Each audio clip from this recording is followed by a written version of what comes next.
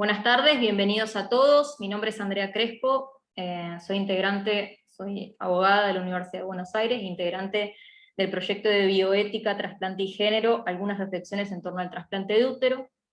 Comenzamos hace 2 años ya, no, hace 1, ya no sé qué. Bien, la idea de este proyecto era traer un tema de vanguardia, un tema revolucionario para el género humano, como es el trasplante de útero, que comenzó hace unos años a investigarse. Y desde ya la clase pasada, la charla pasada, que estamos viendo aspectos jurídicos y médicos, sobre todo, en torno a este tema. Pero antes de eso, la idea es, el proyecto surgió para poder hacer legislación y poder conocer un poco más sobre el trasplante uterino, las cuestiones de género, la bioética, cómo todo eso converge y funciona para que se pueda hacer el trasplante de útero. Y no sin antes darle la palabra, obviamente, al director y a la codirectora del proyecto. El director del proyecto es Elian Pregno, que es profesor e investigador de la Facultad de la Universidad de Buenos Aires, y la codirectora, que es María de las Mercedes Ales Urias Acevedo, que es doctora en Derecho de la Universidad de Sevilla, profesora titular de Derecho de Familia y Sucesiones en la USAL y en la Universidad de SEMA, y jefe de trabajos prácticos en la cátedra de Ravi Baldi en la Universidad de Buenos Aires, Facultad de Derecho de la Universidad de Buenos Aires. Así que si quieren decir unas palabras, Elian, Mercedes. Bueno, muchas gracias, Andrea. Simplemente saludarlos, darles también la bienvenida. Y lo mejor que uno puede hacer cuando no tiene nada para decir es guardar silencio, prudente silencio. Tenemos 2 oídos y una sola boca, eso quiere decir que hay que escuchar más y hablar menos, que es lo que me toca a mí hacer en este caso. Y bueno, agradecerles, somos una importante cantidad de público, está bien nutrida la sala para escuchar a la doctora Bocho, que ha tenido la amabilidad de brindarnos esta conferencia en el día de hoy, en el que seguramente nos vamos a enriquecer y vamos a aprender todos. Así que de mi parte, dar la bienvenida, agradecerles una vez más que se sumen a esta propuesta, y animarlos a que nos acompañen a lo largo de todo este año, y el que viene, en el que nos vamos a encontrar en reuniones de este tipo para tratar de sincronizar relojes entre el imperativo tecnológico aplicado a la vida y a la salud humana, y de alguna manera tratar de estar a la altura con el rol que como académicos tenemos en estos temas de vanguardia, como bien decías, Andrea. Así que de mi parte agradecer e invitarlos a seguir participando, y sobre todo un agradecimiento especial a Vicky, que hoy nos va a dar una conferencia que descarto será brillante. Así que muchas gracias. Bueno, gracias por la presentación. Mercedes. Ahí gracias. Me sumo, lo bueno si breve, 2 veces bueno. Gracias, Victoria, doctora Bocho, por haber aceptado. Gracias, Elian, por estar coordinando este proyecto, y gracias a todos los integrantes del equipo que hacen posible llevarlo adelante, desde las cuestiones técnicas hasta las cuestiones de fondo. Y de mi parte también, además del agradecimiento, destacar la oportunidad de trabajar en la interdisciplina, no solo entre Derecho y Medicina, sino entre distintas ramas del derecho, en este caso la bioética y el derecho de familia. Veo entre los asistentes algunos especialistas y alguna autora de obras jurídicas absolutamente pertinentes al tema que nos convoca hoy.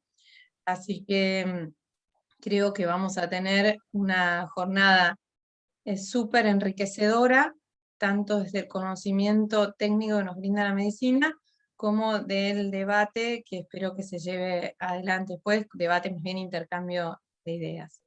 Así que con esto, de nuevo, muchísimas gracias, y la palabra es toda tuya, Victoria. Gracias.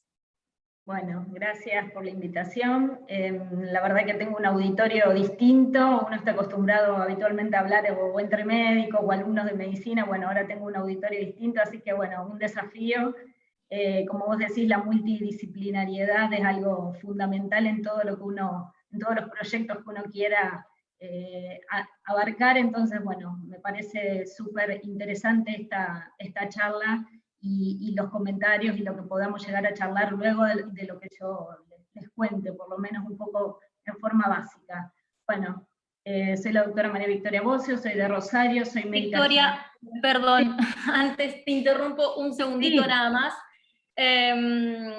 Avisarles a las personas que están participando que la idea con respecto a las preguntas es que en cuanto la doctora Bocio va hablando, ustedes vayan realizando las preguntas, porque la idea es poder hacer las preguntas, que no les repitamos siempre las mismas preguntas, entonces poder hacer las preguntas en cuanto ella está hablando, y al final yo le voy a transmitir las preguntas a la doctora Bocio y ella nos lo va a responder todo lo que nosotros preguntemos, así que a través del chat realizan las preguntas. Y ahora sí, Victoria, si querés, nada, antes agradecerte, que no te había agradecido, personalmente igual ya te había agradecido varias veces por teléfono, pero sí, la idea de esta charla era poder sumar al proyecto, además de un tema jurídico, un tema médico, que es lo más importante, y lo que decía Mercedes,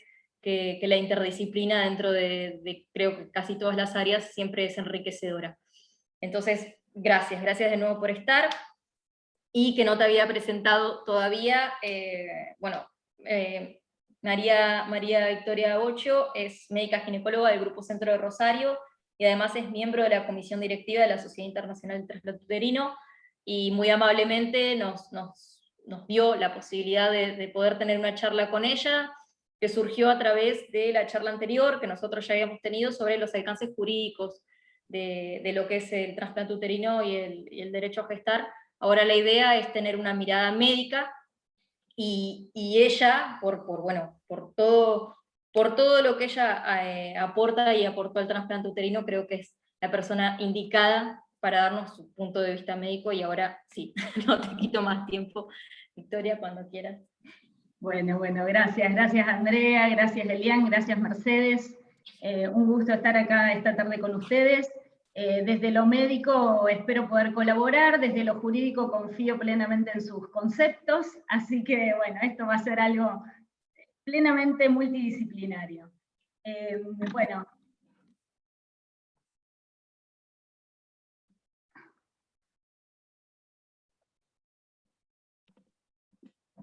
Bueno, se me trabó la presentación. Ahí está. Bueno, esta es la Comisión Directiva de Trasplante de Útero. La verdad que estoy orgullosa de formar parte. Soy la representante de Latinoamérica, y después tenemos representantes de varios lugares del mundo, de Estados Unidos, de Japón, de Brasil, de Alemania, de Francia. El actual presidente, que es el doctor Giri Franok, es de Praga, y este es el doctor Brandstrom y la doctora Pernila, que son los pioneros en trasplante de útero del equipo, son los que diseñaron y los que pensaron, idearon, investigaron por años el tema del trasplante de útero, así que bueno, para mí es un honor formar parte de la comisión directiva. Les agradezco de nuevo por esta invitación, a Andrea, a Elian y a Mercedes, y bueno, y a todo el resto que me está escuchando, por supuesto. Esto es un proyecto que empezó hace varios años, apoyado por el lugar donde trabajo, que es el Grupo Centro, y también a su vez por la Universidad de Gotemburgo, que es de donde proviene el doctor Brandstrom y todo su equipo de Suecia. Bueno, para empezar a hablar un poco de lo que es el trasplante y trasplante de útero en sí, el trasplante es un procedimiento tendiente a reemplazar el útero de una mujer que por causas adquiridas o causas congénitas no lo posee, y de esta manera no tiene la capacidad de gestar. Por eso, bueno, me gustó un poco el título Derecho a gestar, porque el no tener el útero nos impide en cierta manera la capacidad de gestar. Es el único trasplante que podemos llamar efímero. ¿Por qué? Porque todos los trasplantes, ya sea riñón, pulmón, intestino, bueno, de lo que sea, son trasplantes que son de por vida. Pero este trasplante tiene la cualidad y lo bueno en realidad que es efímero. ¿Por qué? Porque una vez que la paciente termina con su deseo de procreación, o sea, termina con su deseo de maternidad, ya sea con un bebé, ya sea con 2 bebés, ya sea con 3 bebés, que en realidad hasta ahora en el mundo eso no se ha reportado, pero sí 2 gestaciones con ese útero donado. Una vez que termina con el deseo de maternidad, ese útero o ese órgano se saca, terminando con lo que son como las complicaciones del trasplante, que en realidad se generan por lo que es la inmunosupresión. Entonces, tenemos un trasplante que es por un tiempo, no sabemos cuánto tiempo, puede ser 2 años, 3 años, 4 años, 5 años, hasta que la mujer termine con su derecho con su capacidad de procreación. Después, una vez que eso termina, se saca y bueno, la mujer vuelve a su estatus previo de no inmunosupresión. Y como todo procedimiento de trasplante, esto puede estar, la donante del útero puede ser tanto donante viva como donante cadavérica. Hay protocolos en el mundo que hacen, todo su protocolo es basado en donante viva, por ejemplo, el protocolo de Suecia, que es con el que nosotros nos guiamos, el que vamos a replicar en cierta manera de donante viva, pero en otros lugares del mundo, como en Praga, Estados Unidos, los protocolos son de donante cadavérica.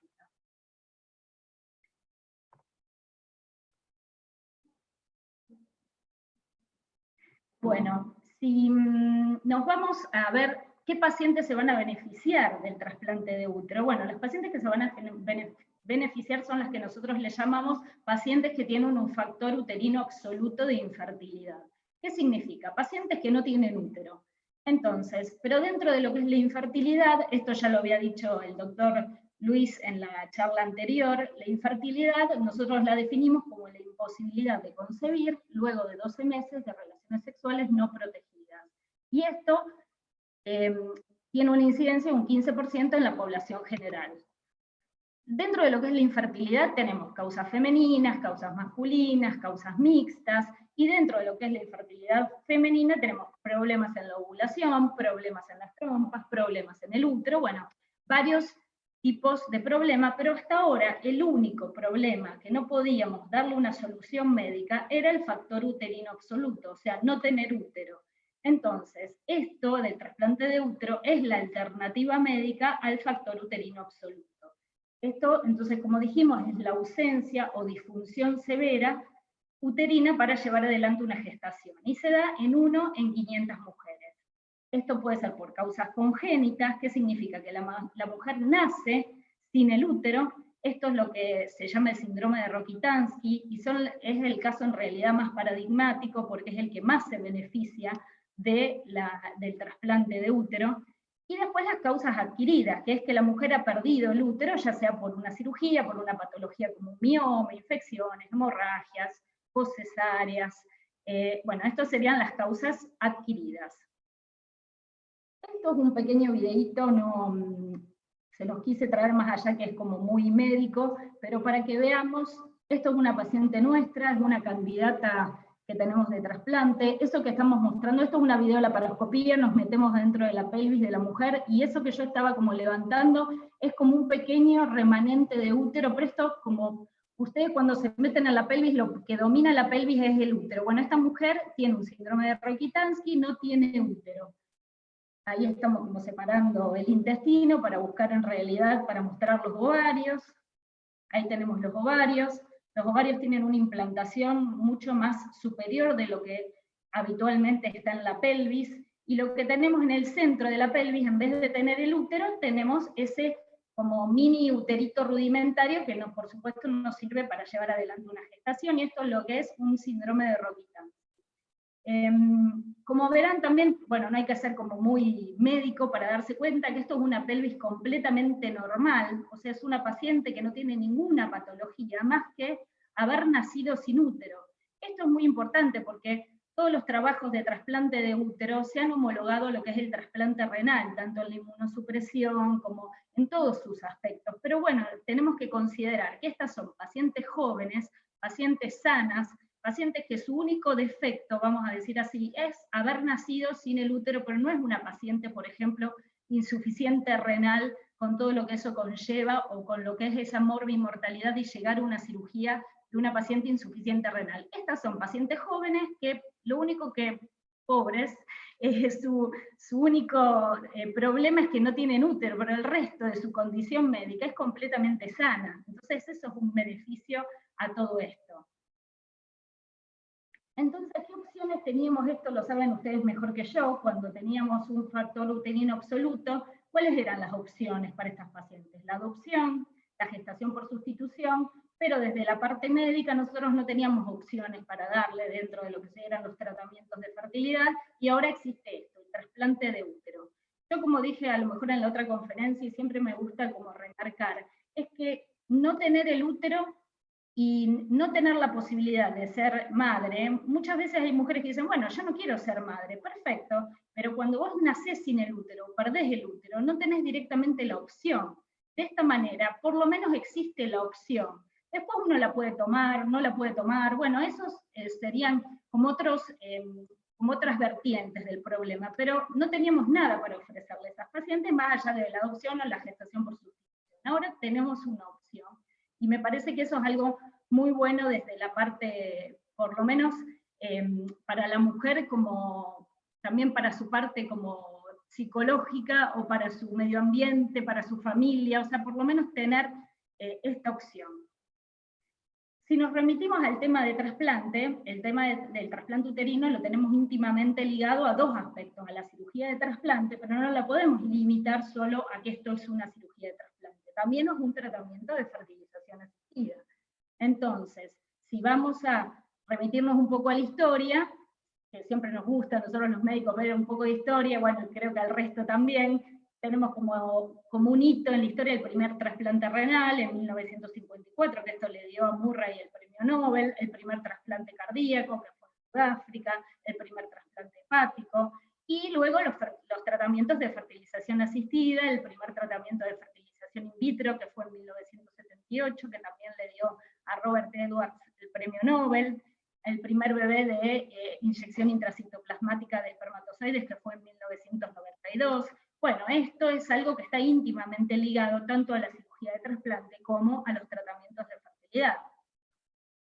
Y bueno, esto lo saben ustedes mejor que yo, pero lo quería remarcar, más allá de que si hay alguna pregunta saldrán ustedes en mi defensa, pero bueno, tenemos dos leyes que en su conjunto podrían regular el trasplante de útero, que es la ley de reproducción médicamente asistida, que es una ley de cobertura, y la ley de trasplante de órganos.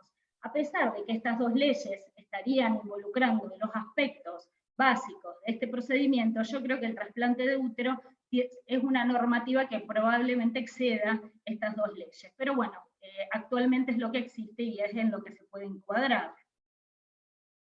Y si nos vamos a la historia un poco del trasplante de útero, tenemos que en el año 2000 fue el primer trasplante de útero reportado en Arabia Saudita. Por supuesto fue un trasplante de útero que no fue fructífero, no funcionó, el injerto se perdió, y aparte porque se realizó fuera de lo que uno hubiera esperado, que era todo como un bagaje de investigación previa en animales. Pero bueno, fue el puntapié para que el equipo sueco y el doctor Brandström, a raíz de esto, empiece a investigar el tema del trasplante de útero. Entonces arrancan más o menos en ese año a hacer la investigación, primero en animales pequeños, después en animales medianos, luego en animales más grandes, no solo de la técnica quirúrgica, sino también de la inmunosupresión, del tema de la progenie que nace de estos animales trasplantados, para después recién ahí poder trasladarlo a un protocolo clínico de investigación en seres humanos. En el 2011 se reportó otro caso de donante cadavérico que tampoco tuvo sus frutos, vamos a decir así, 2013 otro, pero bueno, un poco volviendo atrás, lo que dijimos, esto, que el trasplante de útero es el primer tratamiento accesible para el factor uterino absoluto, las opciones hasta ahora existentes, sustitución, subrogación y la adopción, y en realidad el primer nacido vivo de trasplante de útero sucede en septiembre del 2014 y fue a cargo del equipo sueco, del doctor Brandström, y fue un procedimiento de donante vivo. Este fue el primer reporte que apareció en la literatura en mayo del 2014, en la Fertility Sterility. Acá mostraron los 9 casos. Acá, esta tabla no es para que la lean porque es muy chiquita, pero bueno, ellos acá reportaron los 9 casos que realizaron. Las donantes en su mayoría eran madres, pero tenemos un caso que es familiar, una amiga de la familia, familiar, que en realidad este caso fue el que dio origen al primer bebé de trasplante de útero. La paciente esta era una mamá, una mujer de 35 años que tenía un síndrome de Rokitansky, o sea, lo que yo les mostré en la cirugía, ella había nacido con esta condición, sin útero. La donante fue una amiga de la familia, que tenía 61 años. La transferencia embrionaria la realizaron a los 12 meses post-trasplante. El embarazo se sucedió luego de esta primera transferencia embrionaria con un ciclo espontáneo.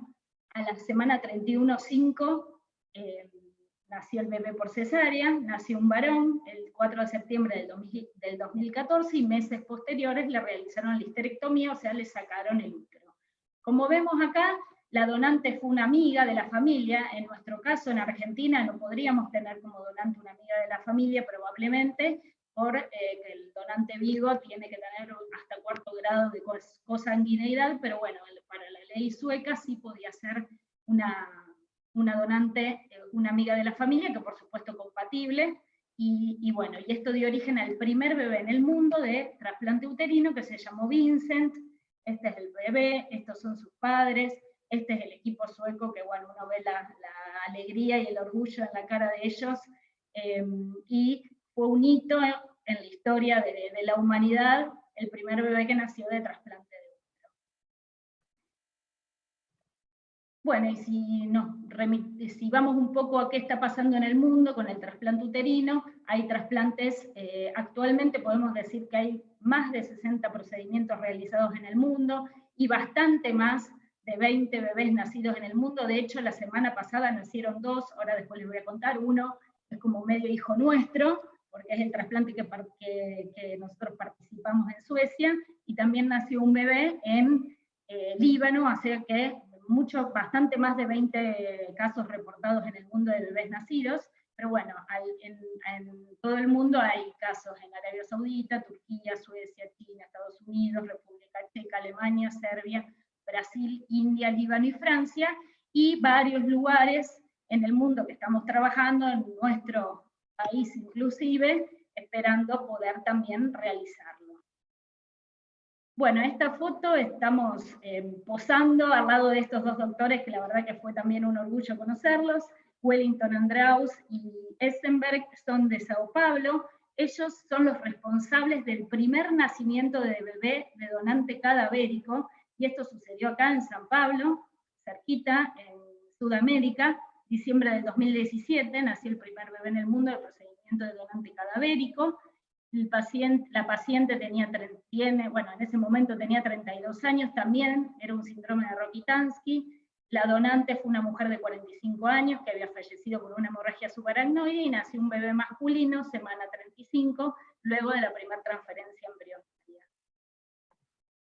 Bueno, ¿y cuáles serían las etapas en el trasplante uterino? Porque uno habla yo por lo menos al ser ginecólogo, uno imagina, bueno, la cirugía, del trasplante, bueno, pero esto empieza mucho antes. Primero, como todo trasplante, en la selección donante-receptora. Esto es muy importante porque el injerto que uno le va a poner al paciente, o sea, el útero, la calidad del útero, es muy importante para el futuro para tener una gestación a futuro. Siempre hay que recordar que este trasplante de útero es para tener un bebé, no es para tener un útero, no es para que la paciente menstrue, no es para que, sino que el fin del trasplante de útero es poder tener un bebé. Entonces, la calidad del útero, de su vascularización, como todo trasplante, es muy importante. Entonces, en primera instancia, selección donante-receptora es un paso fundamental. Una vez que está seleccionada, tenemos que realizar un procedimiento de fertilización asistida y tener embriones criopreservados. Para los trabajos, para el protocolo sueco, ellos pedían que la paciente esté en pareja por más de 3 años. Bueno, nosotros por nuestra ley argentina no necesitamos eso, porque podemos tener que la mujer sea una mujer sola, puede ser semen donado, puede ser óvulo donado, bueno, podemos tener otras variantes. De todas maneras, sí o sí lo que tenemos que tener en forma previa a la cirugía es la criopreservación de los embriones. Y esto muchas veces no requiere un solo ciclo de fertilización asistida, sino que a veces requiere 2 o 3 ciclos porque uno quiere tener una cantidad, diríamos, considerable, 8, 9, 10 embriones congelados, porque no siempre en la primera transferencia embrionaria se logra el embarazo. Y luego de que la paciente está operada, tiene toda esa vascularización nueva, neovascularización, meterse en esa pelvis, aspirar óvulos, bueno, la verdad que no sería algo muy recomendable. Entonces, a priori tenemos que tener esto congelado para después su posterior transferencia. Luego, bueno, sí, la cirugía de trasplante uterino. Luego de que la paciente está operada, tiene que someterse a la inmunosupresión, que es todo lo que uno siempre discute con respecto al trasplante, el tema de la inmunosupresión, y lo importante de destacar que el trasplante uterino es un procedimiento, es un trasplante efímero, o sea que esta inmunosupresión va a ser limitada en el tiempo. Luego de la cirugía de trasplante, para el protocolo sueco eran 12 meses que había que esperar para la transferencia de embriones. De todas maneras, últimamente ese tiempo se fue bajando, han transferido embriones a los 10 meses, y después cuando estuvimos en el congreso de Cleveland, el equipo de Cleveland, por ejemplo, transfería embriones a los 3, 4, 5, 6 meses, un poco también con buenos resultados, pero bueno, eso eran como distintos criterios. Y por último, bueno, una vez que la paciente se embaraza, después, bueno, el nacimiento del bebé por cesárea, y una vez que la mujer terminó con su deseo de procreación, bueno, plantear la histerectomía o la extracción del injerto, diríamos que ese sería como el último paso. No necesariamente luego del primer embarazo, como ya les comenté, ahí en el mundo, casos de 2 bebés nacidos, y bueno, y por qué no, si todo está bien, y la mujer está bien, y la inmunosupresión va bien, a lo mejor podrían ser 3 nacidos vivos, pero bueno, todavía eso no sucedió. Esto es nuestra unidad de trasplante acá en Rosario. Conformamos un equipo multidisciplinario. Este equipo está liderado, bueno, por mí, por la doctora Solari y el doctor Gustavo Botti. Este equipo no es solo ginecólogos, como decimos, esto tiene que ser algo multidisciplinario. Hay psicólogos, hay anestesistas, hay instrumentadoras, enfermeras, nefróloga, cardiólogo, patólogo, obstetra, urólogo. Bueno, tenemos un equipo bastante nutrido de gente que estamos trabajando hace bastante para poder en algún momento llevar esto a cabo. Tuvimos la suerte que el doctor Brandstrom nos vino a visitar a Rosario, vino a ver nuestro sanatorio, vino a charlar con nosotros, la verdad que fue un orgullo, se fue muy contento, muy entusiasmado con poder hacer esto acá en Rosario, Argentina y en Rosario especialmente. Lo llevamos al colegio médico, al círculo médico, dio una conferencia, le hicimos trabajar un montón en un día que vino, así que lo exprimimos al máximo. Pero bueno, se fue contento, le dimos hasta un diploma de ciudadano honorario, todo. Y después tuvimos la suerte de volvernos a encontrar en Cleveland, en el Congreso de Trasplante Uterino, que fue en el 2019. En el 2020 el congreso ya fue virtual, lamentablemente. Bueno, ya ahí se nos terminaron los encuentros presenciales, diríamos. Y después en noviembre tuvimos la suerte, la verdad que esto fue algo, para mi carrera, algo que nunca hubiera esperado, pero bueno, estar en Suecia operando con todo el equipo sueco. Ahí realizamos 2 trasplantes de útero. Uno, el que se realizó el 15 de noviembre, es el que, acá les voy a presentar, era una paciente de 32 años, con síndrome de Rokitansky. La donante era su hermana, tenía 39 años y 3 hijos. En la primera transferencia embrionaria, que fue a los 10 meses, tuvo un embarazo, perdón, la primera transferencia embrionaria fue a los 10 meses, ahí no se embarazó. Tuvo el embarazo en la segunda transferencia embrionaria. La semana pasada, o sea, el 2 del 6, nació el bebé, semana 37.1 por cesárea. Es una bebé, no puse foto, tengo foto, pero bueno, no puse foto porque todavía no lo reportamos. tuvimos la suerte que también el equipo sueco nos pidió que hagamos un reporte de caso en conjunto, entre ellos y nosotros, para comunicar por lo menos a la comunidad médica el nacimiento de este bebé. Y nació una nena que se llama Norma Alfie Ana María, bueno, así que para nosotros es Normita, nuestra hija de trasplante de útero, la verdad que un orgullo y una alegría. Y bueno, esta es la doctora Solari con el doctor Brandström, también tuvimos la suerte de estar en su clínica de fertilidad en Estocolmo, ahí realizó una transferencia embrionaria de una paciente trasplantada, por supuesto un año antes, ¿no?, de la paciente que estuvimos en la cirugía. Y bueno, y para terminar quería mostrar este video que nos había mandado el doctor Brandström, un poco, no puse la traducción, pero bueno, un poco como mostrando su apoyo a nuestro equipo. Después, bueno, si quieren algo de la traducción les digo en forma oral.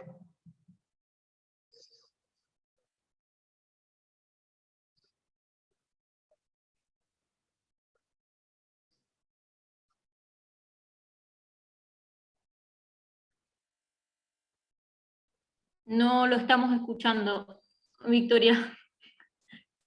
No, me parece que no se está compartiendo el audio. Ah, bueno, no importa. Lo que él quiere decir es que, bueno, que ha colaborado el equipo sueco con nosotros en Rosario por varios años ya, que hemos participado en la cirugía de esta paciente en Suecia, que la paciente está embarazada, bueno, en ese momento estaba embarazada, ahora ya nació, así que bueno, un poco mostrando su apoyo hacia nuestro equipo, y bueno, un poco la idea nuestra es que cuando todo esto se pueda realizar en Rosario, el equipo sueco viaje a Rosario para hacer los trasplantes. Esa es la idea, la forma en que vamos a realizar por lo menos los primeros trasplantes hasta que podamos él y su equipo nos puedan transferir el conocimiento y las habilidades quirúrgicas necesarias para terminar, hacer los procedimientos, y luego de por lo menos 5 procedimientos, que es lo que planteamos en nuestro protocolo inicial, para después poder hacerlo acá en Rosario sin su ayuda, ¿no? Pero en un principio sería mediante, por supuesto, cuando termine la pandemia, cuando se pueda viajar, cuando, bueno, todo esto fue 2019 y 2020, bueno, fue como un golpe de mala suerte el no poder concretar todo lo que teníamos pensado, pero bueno, supongo que los astros se alinearán y en algún momento será posible, así que bueno, confiamos en que eso va a suceder en algún momento. Y bueno, nada, estoy abierta a preguntas. Este es el nuevo edificio donde estamos trabajando con el sanatorio. Confiamos en que pronto también estamos trabajando en un centro de fertilidad, así que probablemente los embrioncitos de nuestro trasplante provengan de acá, ojalá. Así que bueno, estamos siempre como ilusionados con este proyecto que se pueda llevar a cabo. Y tenemos muchas pacientes que nos han ido consultando en todo este tiempo, así que bueno, la verdad que es un compromiso que hemos asumido y que esperamos poder cumplir. Así que bueno, gracias. Gracias Victoria nuevamente por estar, por la explicación tan clara para una audiencia que tal vez el tema médico a veces nos supera, pero gracias por hacerlo tan claro en algo tan revolucionario para el género humano, un tema súper de vanguardia. Y antes de las preguntas, me gustaría dar la palabra a Mercedes o a Alian, si quieren hacer algún comentario de un alcance jurídico sobre el tema. Adelante. ¿No? ¿Sí? Sí. Pero no sé, Mer, ¿querés vos primero? ¿Querés decir algo? No, te cedía la palabra primero por estar al criterio, digamos, neutro de director. Tiene primero la palabra, después codirectora. Bueno, pero y yo, si quieren lo no soy el invertimos, director, lo que pasa es que yo soy muy jerárquica. No. No, primero Vicky, agradecerte y felicitarte la claridad. Yo diría que la inmensa mayoría de los que estamos en la sala somos abogados o estudiantes de Derecho, pero buena gente, ¿no? Pero buena gente. Y aún así, todos pudimos seguir a la perfección tu idea. Yo tengo una pregunta, y es la pregunta incómoda, ¿no? Es la pregunta incómoda en esto, y cómo algo que es una fortaleza, y es esto que vos señalabas, que el trasplante de útero es un trasplante efímero, algo que puede ser una fortaleza y que puede ser un plus, se puede transformar al mismo tiempo, ese argumento lo transforma en una debilidad. Porque vos decías, bueno, 1, 2, 3 embarazos. La pregunta es, ¿esto va atado al deseo exclusivamente? Es decir, lo que la gente del derecho va a tener que empezar a pensar, y ya lo estamos pensando, pero lo que vamos a tener que darle forma es cómo vamos a receptar la categoría deseo para que eso se transforme al mismo tiempo en una instancia de financiamiento público.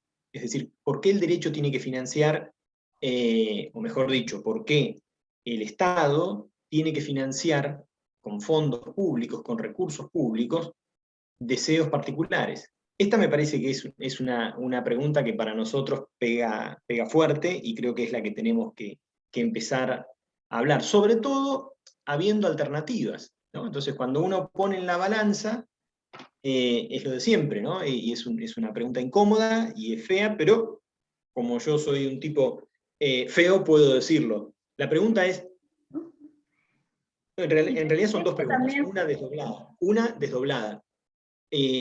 ¿Será que tenemos que pagar los deseos ajenos? ¿Todos tenemos que pagar deseos ajenos? En cuyo caso, ¿cuáles?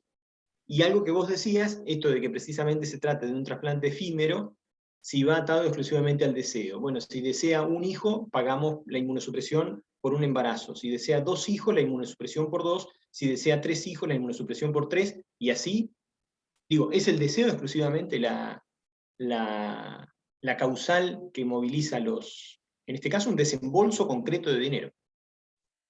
bueno, yo creo que esto está como atado a lo mismo que es la ley de fertilización asistida, porque en realidad, bueno, el derecho a la maternidad, yo creo que, bueno, eso lo van a saber ustedes o lo van a poder explicar mejor ustedes que yo que soy médica. Yo sí voy a ir atada a su deseo, ustedes tendrán que ver la parte del derecho, pero yo creo que no,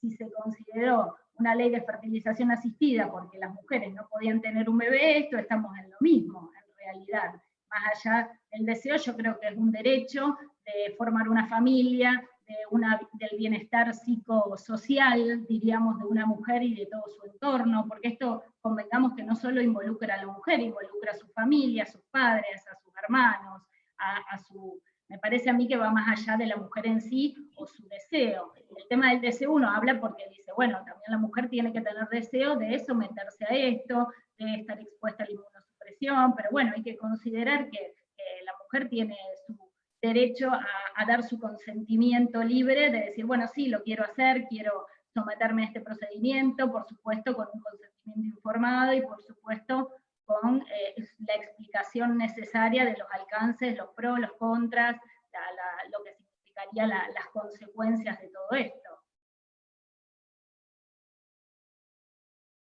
Ese argumento es fuerte, me parece, ¿no? Es decir, si hay, no sé, Mero, que esto sí vos lo trabajás más, pero, mejor dicho, vos te especializás en esto. Si hay una ley que garantiza el acceso a reproducción médicamente asistida, las técnicas de reproducción, este argumento, desde el punto de vista simétrico, me parece un argumento fuerte, ¿no? Sí, yo quería agregar, me parece excelente la pregunta. A ver, a mi entender, ese deseo de convertirse en madre o en padre, porque también a veces el factor es masculino, está receptado en nuestro derecho, primero en la ley de cobertura de estos procedimientos y también en el Código Civil cuando nos habla de la voluntad procreacional y de un consentimiento informado específicamente vinculado con este ámbito de la salud. A mí me surgen dos cuestiones. Una es, escuchando y leyendo en contraposición con las otras dos alternativas que habrían para llegar a la maternidad para la mujer que no tiene un útero, que es la gestación por sustitución y la adopción, veo que acá, desde el punto de vista, a ver si me equivoco, pero desde el punto de vista bioético, hay un plus superador, que es, por un lado, que hay una cura, aunque sea transitoria, al padecimiento físico, que no lo hay en los otros dos supuestos, porque yo estoy recurriendo a cualquiera de las dos alternativas, pero en realidad esa salud, esa integridad física y psíquica de que es la persona, podemos ayudarla desde el punto de vista psicológico o emocional a concretar la maternidad, pero no experimentar la maternidad biológica a través de la gestación. Y en este procedimiento sí, lo veo como una instancia superadora desde el punto de vista de un tratamiento que cura, aunque sea temporariamente, ¿no? Eso por un lado. Por otro lado, el consentimiento, como esto incluye muchísimas más etapas que el tratamiento de reproducción humana asistida, o sea, podríamos decir convencional, ¿no? Que se fue innovador, pero frente a esto quedó como convencional. El tema, imagino lo invasivo también, que es para la corporeidad de quien se somete, ¿no? Con todo el deseo, pero con una exigencia física, mental, emocional muy fuerte. Por un lado, al necesariamente tener que fragmentar el consentimiento informado, surge el interrogante, ¿qué sucedería si hay un arrepentimiento en el medio de la paciente? ¿No? Si la paciente dice, bueno, yo ya atravesé todo esto, pero ahora tengo que someterme a una in vitro, con todo lo que eso implica, a una transferencia, desde el punto de vista de lo legal, creo que el consentimiento informado es un aspecto a trabajar muchísimo, a trabajar interdisciplinariamente también con psicólogo o psicóloga especializado para que esta persona pueda proyectar en el tiempo, o sea, con seguridad y firmeza, y también evaluar en ese deseo, donde el deseo está, no voy a decir bien fundado o, o mal fundado, sino asentado sobre un discernimiento real del desafío al que se enfrenta. Sí, por supuesto que en los grupos todos los grupos multidisciplinarios, ya sea para técnicas de reproducción asistida como para este procedimiento, tiene que constar la actuación de un psicólogo o un equipo de psicólogos que evalúen a la paciente en forma previa, sin duda, y el tema de la fertilización asistida es previo a la cirugía del trasplante, o sea que primero uno hace la fertilización asistida, la técnica de fertilización asistida para tener los embriones congelados, y después se somete a la cirugía de trasplante, o sea que serían como distintas etapas. Después la transferencia embrionaria ya es como un procedimiento mucho más sencillo, porque es como que está todo listo, y bueno, y es solo transferir, pero yo creo que sí, por supuesto que son muchas cosas a tener en cuenta, pero la importancia de la selección previa del donante receptora, de que esté estudiada, que esté informada, me parece que lo más importante es la información que uno desde el punto de vista médico le puede dar a la paciente, y que la parte de psicología también hable un poco de las expectativas y de lo que significa esto, y un poco bajar a la realidad, porque muchas veces uno entiende que las mujeres, el deseo de ser madre a veces es tan fuerte, que bueno, que dicen, bueno, sí, no me importa nada, lo quiero hacer, yo quiero todo, lo quiero, pero bueno, también hay que bajar un poco a la realidad, ser concreto, y dar buena información y real, para que ellas sepan exactamente frente a qué estamos. Esto no es, bueno, como uno diría, soplar y hacer botellas, sino que bueno, es un tratamiento que tiene su complejidad, es una cirugía compleja, pero lo que también yo recalqué en la charla, que partimos de la base de pacientes y mujeres sanas y jóvenes, que eso también nos da un plus de, bueno, de que son pacientes que están en buen estado general, que por eso pueden ser sometidas a una cirugía larga, porque son cirugías, la de trasplantes, la cirugía en realidad de la paciente que recibe el útero es aproximadamente entre 4 y 5 horas, no es una cirugía tan larga, pero la cirugía como más complicada y lo que uno podría llegar a objetar es el tema de la donante, porque nosotros acá convengamos que estamos hablando, por lo menos en el protocolo sueco, donante viva, y uno la expone a una cirugía de 10 horas aproximadamente para extraer el útero con buena calidad de vascularización. entró alguien.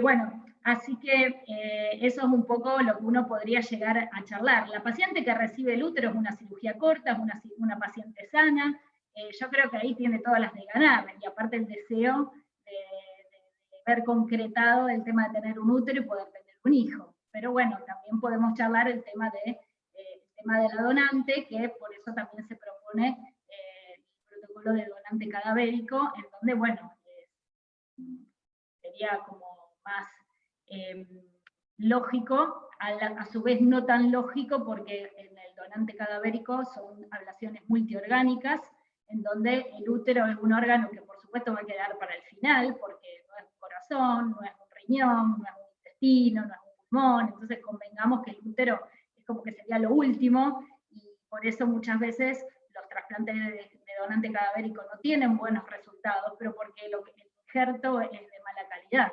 Entonces, bueno, eso también es muy importante, porque si uno va a someter a una paciente a un trasplante y el donante y el injerto no va a ser de buena calidad, de hecho hay reportes de que se han como abortado procedimientos porque cuando se llegó a la mesa de preparación del injerto no ha sido de buena calidad, estaba trombosada en las arterias o las venas, y entonces, bueno, directamente eso no se pudo trasplantar.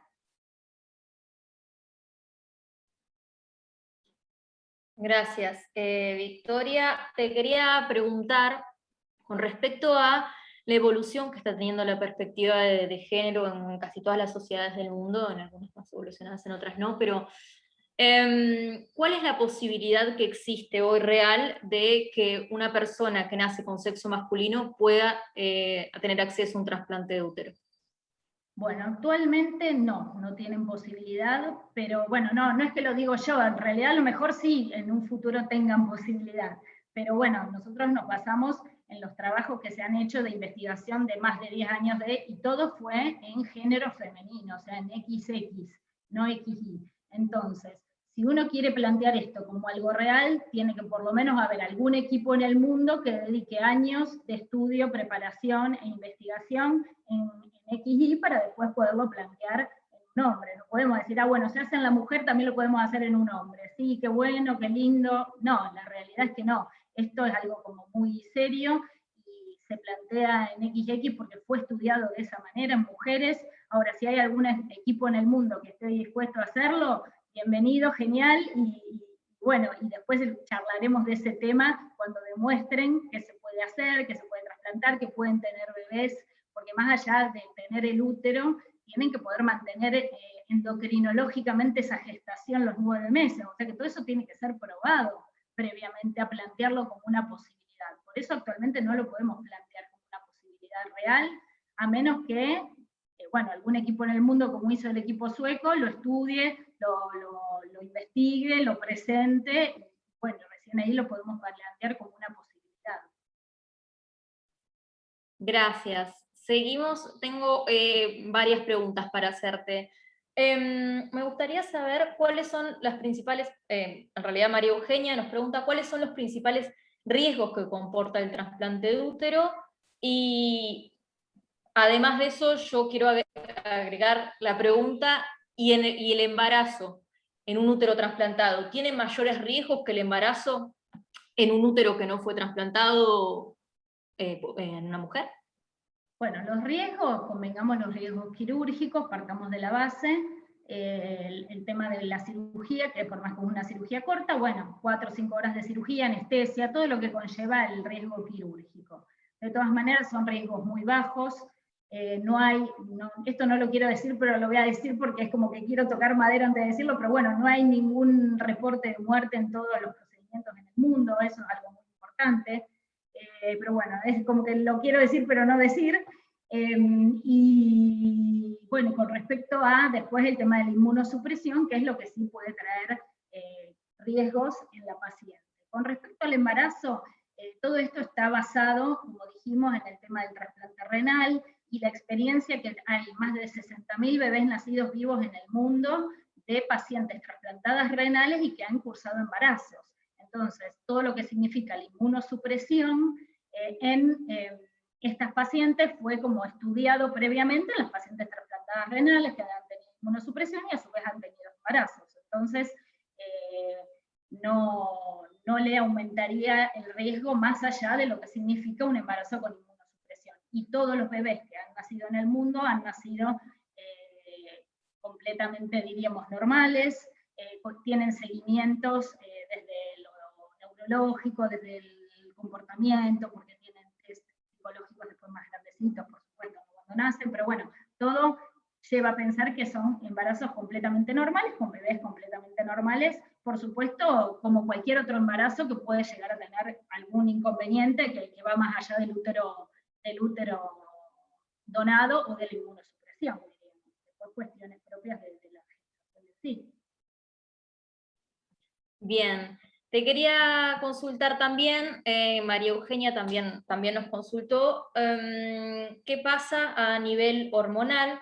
Nos habías contado en la charla anterior que se puede trasplantar el útero sin trasplantar los ovarios, pero si esto aún así modificaría el nivel hormonal de la mujer. Y también nos pregunta María Eugenia si se puede gestar de forma natural o es obligatorio que al trasplantar el útero se tenga que también transferir un embrión. Bueno, lo que pasa es que lo que uno trasplanta es el útero. Nosotros no trasplantamos ni las trompas ni los ovarios. Entonces la realidad es como que el útero queda como desconectado, vamos a decir así. Es imposible que se produzca una gestación natural, porque para que la gestación se produzca, el espermatozoide tiene que pasar las trompas de falopio, llegar a fecundar el óvulo, o sea que tenés que tener el útero sí o sí conectado a las trompas y a los ovarios.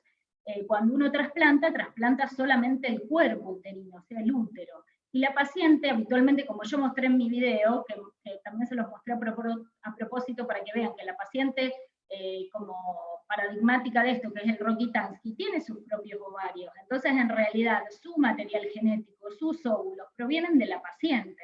Y ese embrión es el óvulo, pertenece a la propia paciente. Entonces, cuando uno trasplanta el cuerpo uterino, diríamos, y después esto que preparamos previamente, los embriones, se transfieren porque no hay posibilidad de gestación natural. Lo que sí uno podría esperar, que es lo que pasó con el primer caso, con el bebé Vincent, que la transferencia embrionaria fue en un ciclo natural, porque algo que yo siempre comento, que para mí fue como muy llamativo y como que no lo había pensado, pero bueno, es que claro, la paciente que nace sin útero nunca menstruó, pero una vez que se le trasplanta el útero, entre los 45 a 60 días tienen su primer menstruación, y todo eso es gracias a su medio ambiente hormonal propio, los ovarios que tiene la mujer, y eso no tiene nada que ver con que esté conectado o no conectado, diríamos, es el medio ambiente hormonal que tenemos las mujeres, y esto hace que la paciente menstrue, y esa transferencia embrionaria de este bebé Vincent fue en un ciclo espontáneo. No, pero actualmente la mayoría de las transferencias se realizan en ciclos como armados, diríamos, de forma artificial, como se haría en cualquier tratamiento de fertilización asistida, que es que uno transfiere embriones, diríamos, ¿no? Y el tema también de los ovarios, que quería como también contar, es que en la donante, cuando uno, por ejemplo, esta paciente que estuvimos en Suecia, que tiene 39 años, es una paciente que todavía seguía menstruando, que tenía sus hormonas, y para nosotros eso es muy importante, conservarle su estatus hormonal, porque el tema de los estrógenos naturales las protege de lo cardiovascular, lo protege de la osteoporosis, protege de un montón de cuestiones que nosotros queremos conservar. Entonces, por ejemplo, si yo hago una cirugía de una histerectomía, saco el útero en una paciente porque tiene mioma, y la paciente tiene 39 años y menstrua, yo no le voy a sacarle los ovarios, le saco solo el útero, que es como el órgano enfermo, diríamos. Pero los ovarios los sigue teniendo, y por más que no menstrua, porque la menstruación es como el signo, el signo de que está hormonalmente bien, pero porque tiene el útero, pero sigue teniendo sus hormonas dando vuelta, y no tiene todos los síntomas del síndrome perimenopáusico o del síndrome climatérico. Entonces, en la donante, que es premenopáusica, los ovarios se conservan, o sea, la paciente sigue teniendo sus propios ovarios, y lo único que se saca es el útero. Y lo que se trasplanta es el útero. Bien, muchas gracias. Bien, yo no tengo más preguntas. Ah, sí, una última pregunta. Una última pregunta que me hizo Noemí. La tramitación ante el INCUCAI, ¿en qué estado se encuentra en este momento.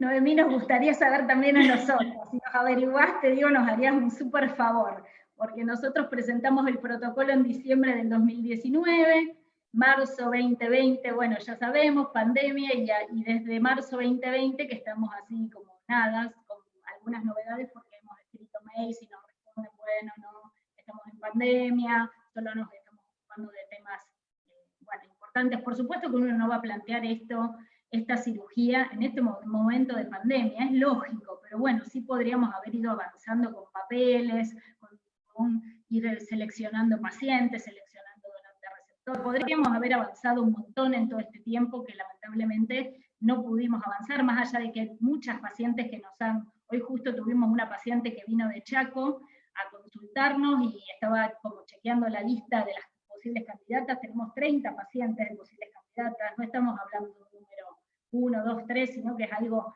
muy, y eso que nosotros hemos hecho poco o nada de difusión, porque no tenemos o sea, las cuestiones legales todavía como para arrancar, y todas estas pacientes lo único que hacemos, bueno, charlamos, un poco las asesoramos, pero con cuestiones básicas, porque no podemos arrancar con nada. Pero bueno, la verdad que es una pena estar así, como frenados completamente, porque no hemos tenido novedades en realidad. Bueno, muchísimas gracias. No sé si Mercedes, Elian, alguno de los co-anfitriones quiere tomar la palabra, hacer alguna pregunta. Y a mí me surgió una duda pensando en las limitaciones actuales que tiene la ley de trasplante de órgano. Sí, Victoria, ¿te parece que en el caso de que Nicucay respondiera y demás, sería conveniente una modificación normativa específicamente para este tipo de trasplante que ampliase el universo de dadoras posibles? Y en ese caso, ¿cuáles serían las mejores recomendaciones desde el punto de vista médico para considerar? Me viene a la mente, por ejemplo, casos en los que mujeres en edad reproductiva eligen hacerse una ligadura de trompa y después las circunstancias de su vida, de sus aspiraciones, de su proyecto personal cambian y se encuentran que para acceder a la maternidad van a tener que necesariamente someterse a un tratamiento de fertilidad asistida. Entonces, en este caso sí habría que tener, porque para la donante es irreversible de todas formas, o sea, tendría que someterse a este procedimiento. Entonces, desde ese punto de vista y el punto de vista de la efectividad en la receptora, ¿cuál es tu parecer? Sí, como yo les mostré en el primer caso, el primer bebé nacido vivo es de una amiga de la familia, o sea que eso no se encuadraría dentro de la ley argentina, y por ejemplo en Estados Unidos muchas de las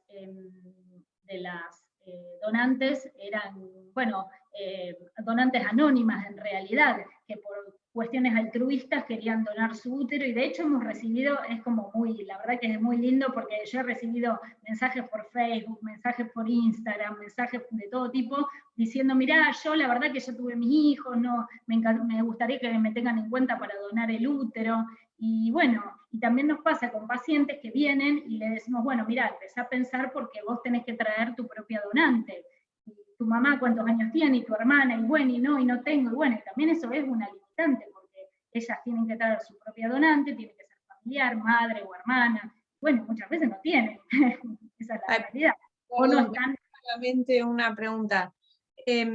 La mujer que tuvo una cesárea, ¿puede donar su útero o es recomendable que sea un útero sin una cesárea, una miomectomía, o sea, cualquier tipo de cirugía previa en el órgano?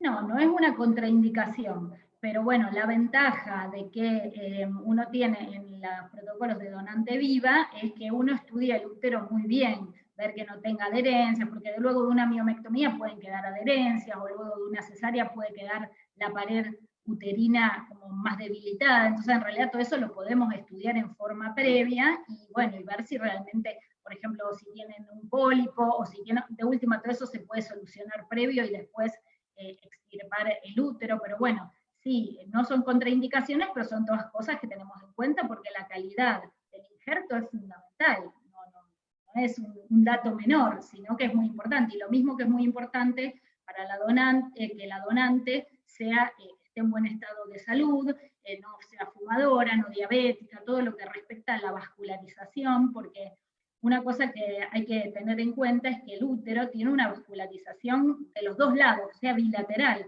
Si uno piensa en el trasplante renal, el riñón tiene una arteria, una vena, se anastomosa una arteria y una vena. Acá tenemos que anastomosar 2 arterias y 4 venas para que el útero esté como vivo, vamos a decir, o tenga su vascularización y pueda servir para después una gestación. Entonces es como bastante, y el calibre de las arterias y venas uterinas son muy finitas, por eso la disección y la cirugía del trasplante de la donante lleva más tiempo y es tan laboriosa y tan como meticulosa, porque hay que cuidar mucho esa vascularización, porque después hay que anastomosarla, o sea, juntarla con las de la receptora y tiene que servir, diríamos.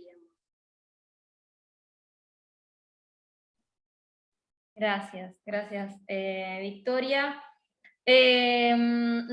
No hay más preguntas, lo que sí quería agradecerte muchísimo, algo que me quedó marcado de la charla y que creo que lo tomé como creo lo más importante, digamos, para juntar el derecho y la medicina, es primero el fin último del trasplante, no es un órgano necesario, sino la necesidad de la maternidad, y otra cosa que también planteaba Elian, bueno, el deseo, cómo transferimos el deseo al ámbito del derecho para hacerle pagar al Estado algo que es particular.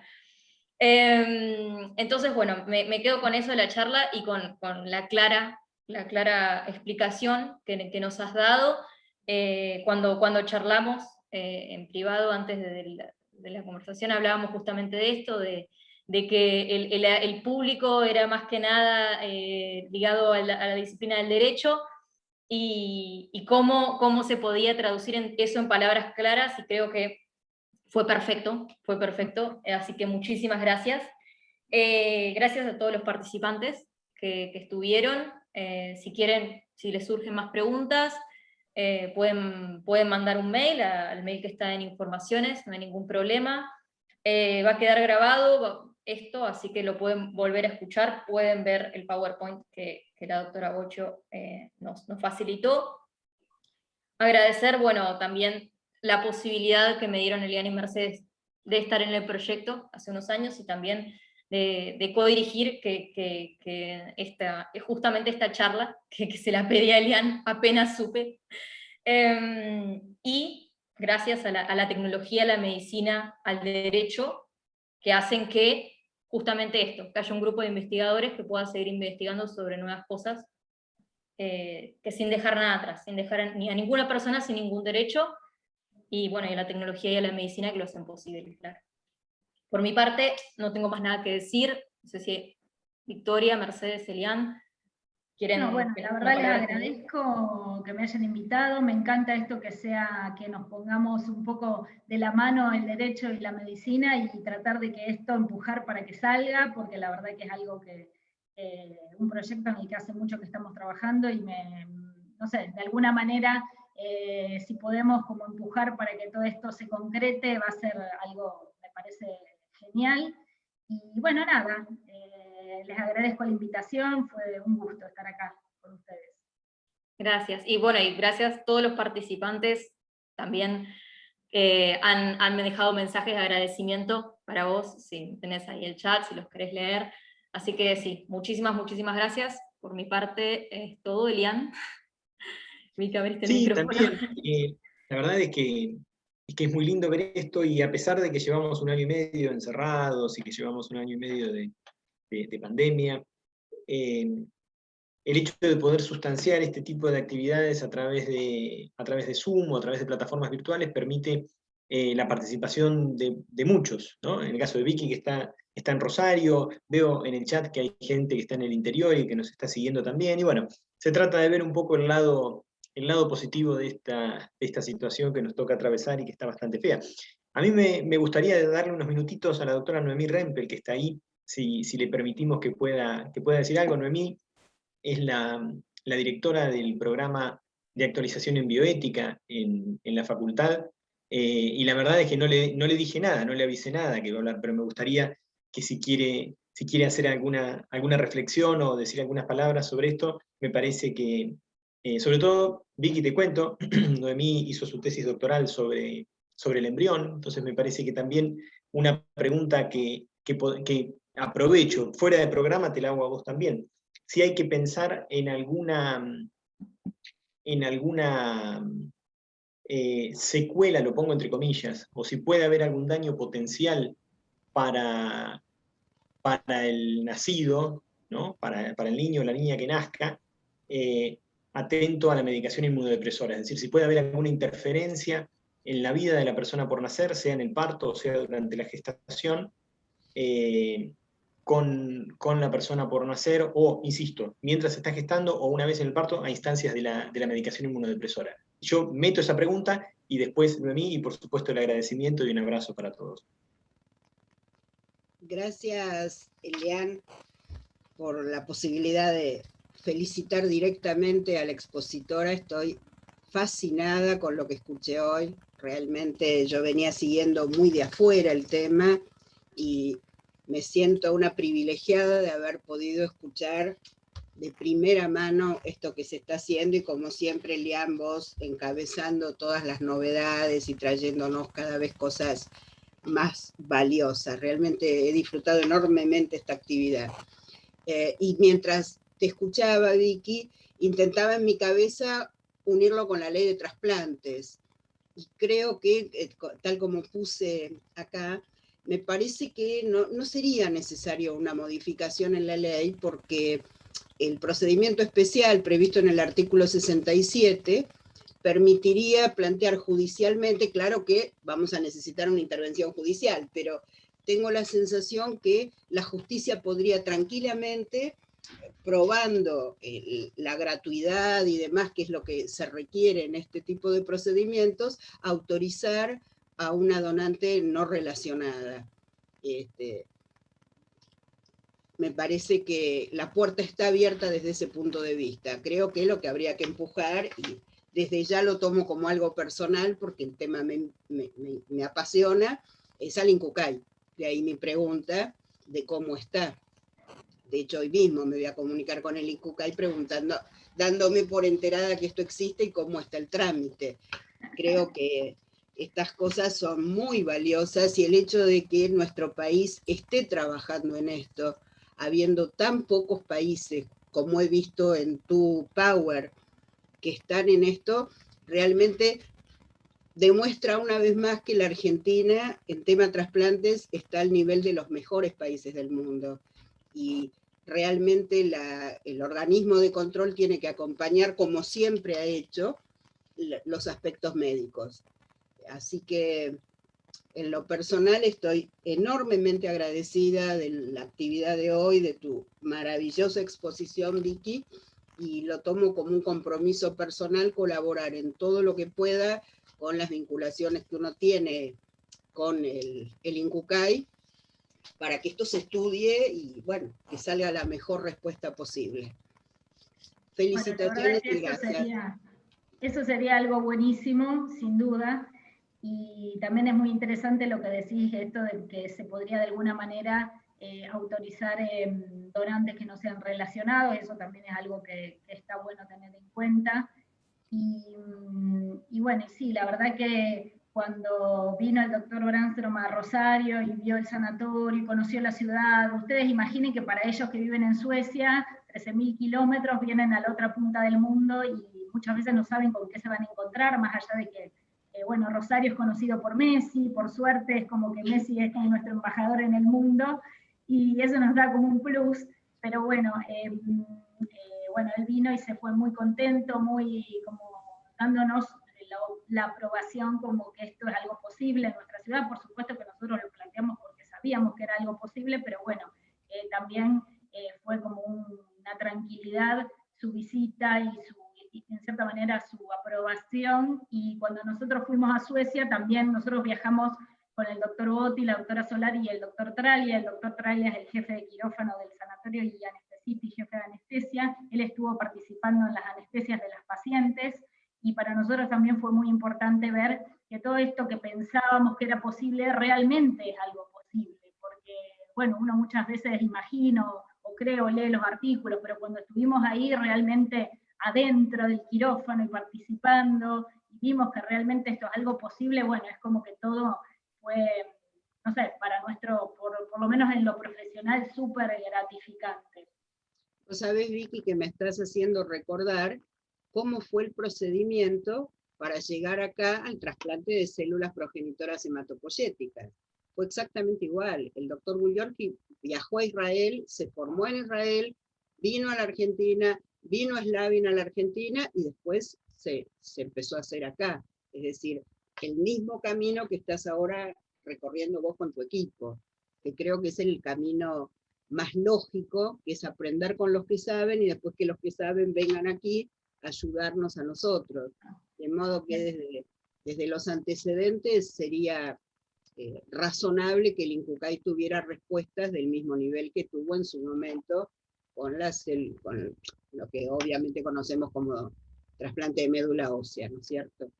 Sí, y especialmente yo creo que uno tendría que tener como nada, aprovecharnos en cierta manera, pero lo digo en forma buena, de que el equipo sueco está tan dispuesto a, porque en realidad esos trasplantes que uno ve en el Líbano, en París, los trasplantes que se hicieron en Alemania, todos fueron el equipo sueco que viajó a todos esos lados a realizar los trasplantes. Entonces, ya que ellos tienen tan buena predisposición para que todo esto se distribuya a lo largo del mundo, porque en realidad todo esto para ellos es como, por supuesto que no es el dinero lo que los mueve, porque es como que esto que han investigado y desarrollado es como algo súper generoso de su parte, que lo quieren distribuir en todo el mundo y que no sea solo resorte de Europa, Suecia, y que se pueda hacer en otros lugares del mundo. Yo creo que es algo súper generoso y que también tenemos que aprovechar. Bueno, no es una posibilidad que se dé siempre, tanta generosidad desde la parte médica que muchas veces no sucede, y yo creo que es una picardía que estemos perdiendo estas oportunidades, en realidad, en nuestro país. Claramente es genial el camino que están abriendo, y me imagino que van a tener desde los organismos de control la respuesta que merece algo así. Nuevamente te reitero mis felicitaciones, Vicky, un placer escucharte y conocerte. Igualmente.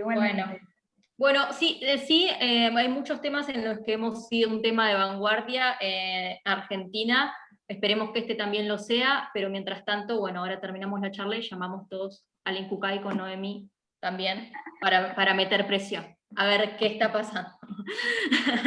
Gracias de nuevo, Victoria, gracias a todos los participantes, y espero que la próxima vez también puedas participar. De nuevo, si tienen más preguntas, me mandan un mail e intento poder respondérselos, o con la ayuda de Victoria, sino también poder Andrea, mi responder. mail, bueno, ustedes lo tienen, Elian y vos lo tienen, así que está a disposición también para que me reenvíen mails o lo que quieran. No hay ningún Te transmito. Muchísimas gracias a todos.